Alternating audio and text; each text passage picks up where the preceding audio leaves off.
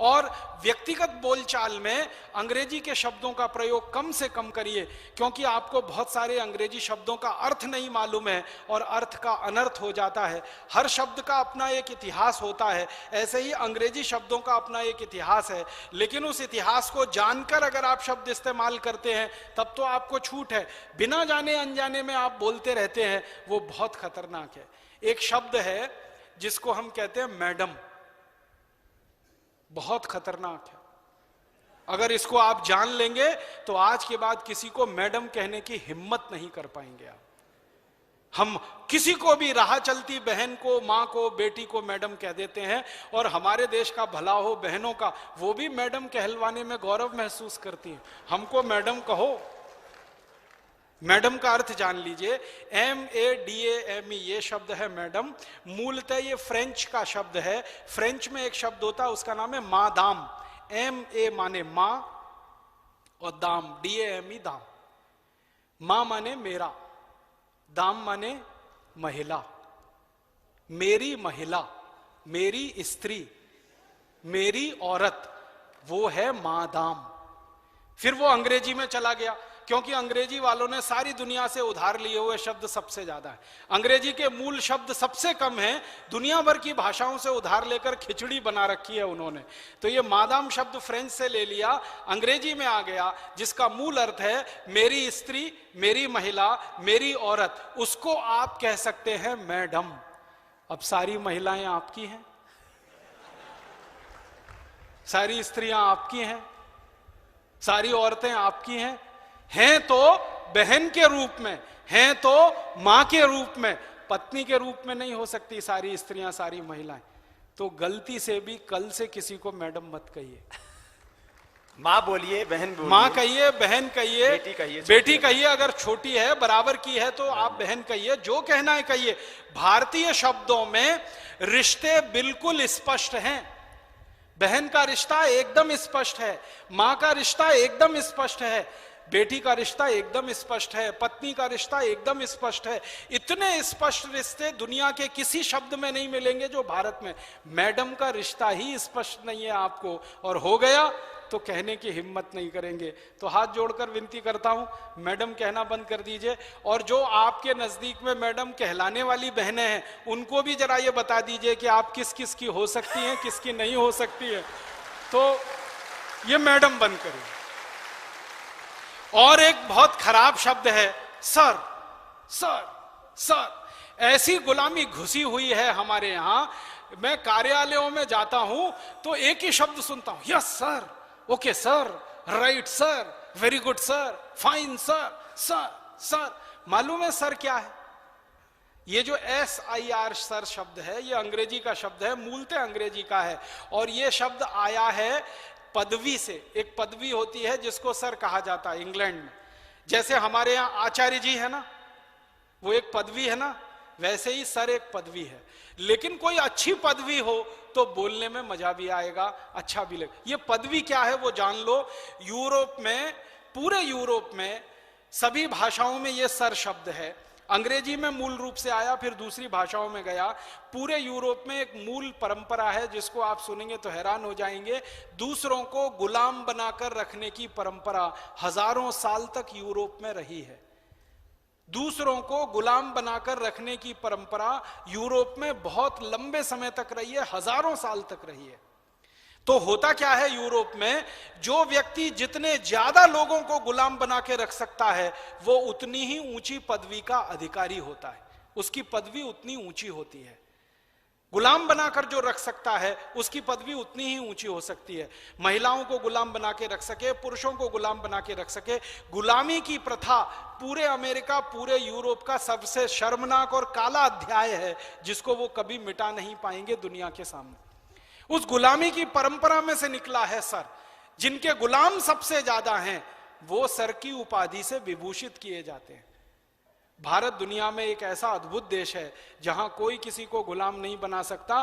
कारण क्या है? यहां सब स्वतंत्र हैं, क्योंकि आत्मा सबकी समान है और सब ईश्वर के पुत्र हैं, सब बराबर हैं, कोई ऊंचा नहीं है, कोई नीचा नहीं है। चींटी भी आपकी गुलाम नहीं है, मक्खी मच्छर भी आपके गुलाम नहीं है। वो भी स्वतंत्र जीव है, आप भी स्वतंत्र जीव सब है, भगवान उनको जिंदा रहने का उतना ही अधिकार है जितना आपको। तो हम तो चींटी मक्खी मच्छर को गुलाम नहीं बना सकते, आदमी को गुलाम बनाना तो दूर की ही बात इस देश में संभव नहीं। तो यहां गुलामी की परंपरा हो नहीं सकती और वहां गुलामी के अलावा दूसरी कोई परंपरा नहीं हो सकती। तो वो सर के शब्द का इस्तेमाल करते हैं उस गुलामी की परंपरा को बताने के लिए और समझाने के लिए। हम हमारे देश में कम से कम इस गलत शब्द का उपयोग ना करें। आपको सर बिल्कुल हटा देना चाहिए अपने जीवन में से, और अगर किसी अननोन अनजान आदमी को आप संबोधित कर रहे हैं तो श्रीमान कहिए ना, कितना सुंदर शब्द है श्रीमान। श्रीमान कहिए, श्रीमान कहिए, महाशय कहिए, महोदय कहिए, कोई भी शब्द ले लीजिए, हिंदी का संस्कृत का शब्दों की कोई कमी नहीं। और अपने शब्दों में दम कितना है। थोड़ी देर पहले मैं मैडम बता रहा था ना, और भारत का एक शब्द है श्रीमती। श्री माने लक्ष्मी, मति माने बुद्धि। लक्ष्मी और बुद्धि, लक्ष्मी और सरस्वती जहां एक साथ निवास करे वो श्रीमती, वो मैडम नहीं है। मैडम अलग है, श्रीमती अलग है। हम कई बार भाषांतर कर देते हैं ना, मैडम का श्रीमती कर दिया, सर का श्रीमान कर दिया, ये बड़ा खतरनाक खेल है। और एक शब्द कभी भी अपने जिंदगी में अंग्रेजी का मत लाइएगा, मिस्टर। मिस्टर ये, मिस्टर ये, मिस्टर ये, मिस्टर ये अक्सर बोलते रहते ना। मिस्टर का इतिहास अगर जान लेंगे तो फिर कभी भी बोल नहीं पाएंगे। मिस्टर कौन होता है और मिसेस कौन होता है। हमारे यहां मिसेस श्रीमती नहीं है। इंग्लैंड यूरोप में मिसेस और मिस्टर जो शब्द हैं वो क्या है। इंग्लैंड की एक पुरानी परंपरा है, वो ये है एक से ज्यादा स्त्रियों को अपने साथ रखना, एक से ज्यादा पुरुषों को अपने साथ रखना। कोई महिला है, रानी है, वो कई पुरुषों को अपने लिए इस्तेमाल कर सकती है, अपने शरीर की वासना को शांत करने के लिए। और कोई राजा है, वो बहुत सारी स्त्रियों को इस्तेमाल कर सकता है अपने शरीर की वासना को शांत करने के लिए। और राजा के नीचे के जो लोग हैं वो भी उसी परंपरा में चलते रहते हैं, जो अधिकारी वर्ग के लोग होते हैं। तो वहां बहुत सारी महिलाओं से बहुत सारे पुरुषों के रिश्ते होते हैं, बहुत सारे पुरुषों के बहुत सारी महिलाओं से रिश्ते होते हैं। एक खराब शब्द है ना, विवाह के अतिरिक्त संबंध, जिसको एक्स्ट्रा मैरिटल अफेयर्स कहते हैं, वो पूरे यूरोप में सामान्य है।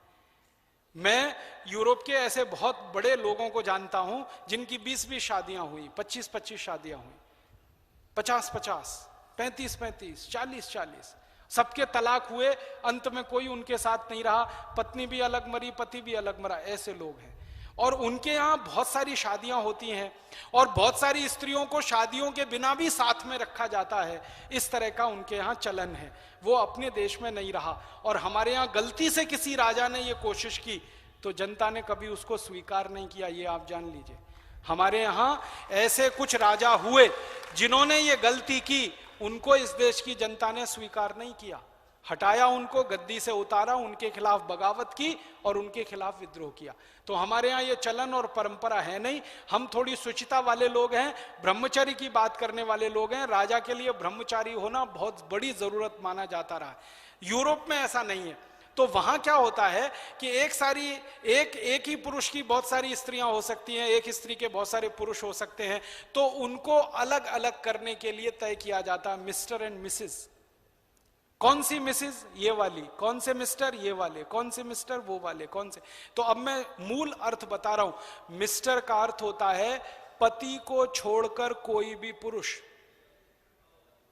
वो मिस्टर है। और मिसेस माने धर्म पत्नी को छोड़कर कोई भी स्त्री। आप सोचिए, आपके लिए यह संभव है? पति को छोड़कर कोई भी पुरुष मिस्टर हो सकता है और पत्नी को छोड़कर कोई भी स्त्री मिसेस हो सकती है। तो आप अपनी जिंदगी में मेहरबानी करके ये मिस्टर मिसेस शब्दों का इस्तेमाल बंद करिए। कभी लिखिए मत किसी को, बोलिए मत किसी को। परिचय करवाते हैं ना राजीव भाई कि ये हमारे मिस्टर है ये हमारी मिसेज। बहुत खराब। हम धर्मपति हैं या धर्म पत्नियां हैं, मिस्टर मिसेस नहीं है यहां कोई। क्योंकि हमने अग्नि के साक्षी में 7 फेरे लिए हैं पूरे समाज के गवाह बनाकर। हम ऐसे ही पति पत्नी नहीं होते हैं इस देश में। यहाँ बड़ी बहुत पुरानी परंपरा है पति पत्नी होने की।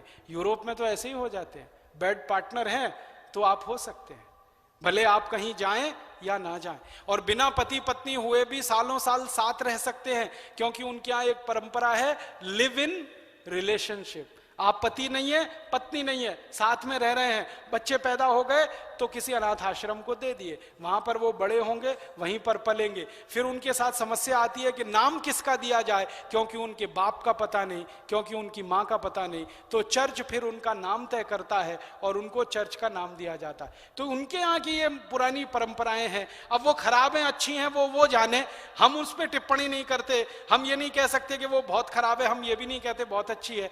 हम तुलनात्मक रूप से कह सकते हैं कि अपने देश की परंपरा से वो भिन्न है। तो भिन्न परंपराओं में भिन्न शब्द होते हैं, भिन्न व्यवस्थाओं में भिन्न शब्द होते हैं। हमारी व्यवस्था और हमारी परंपरा मिस्टर और मिसेस वाली नहीं है। तो अपनी धर्मपत्नी के लिए गलती से भी ये मिसेस शब्द इस्तेमाल ना करें, और आपकी धर्मपत्नी को समझा के रखें कि आपके लिए कभी मिस्टर शब्द इस्तेमाल ना करें।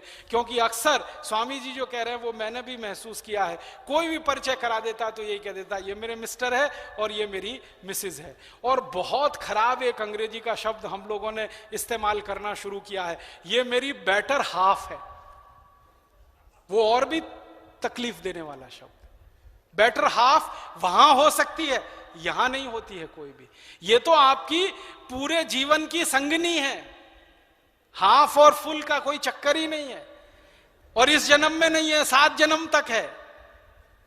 तो यहां हाफ और फुल का चक्कर ही नहीं है।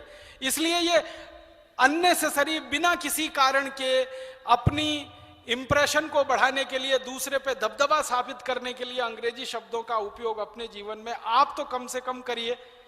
तो ये मेरी आपसे प्रार्थना है। तो भाषा की गुलामी से आप थोड़ा, अंकल आंटी भी हाँ, तो ज्यादा भाषा की गुलामी से थोड़ा बाहर निकलिए। एक और बहुत खराब शब्द है अंकल, और दूसरा है आंटी।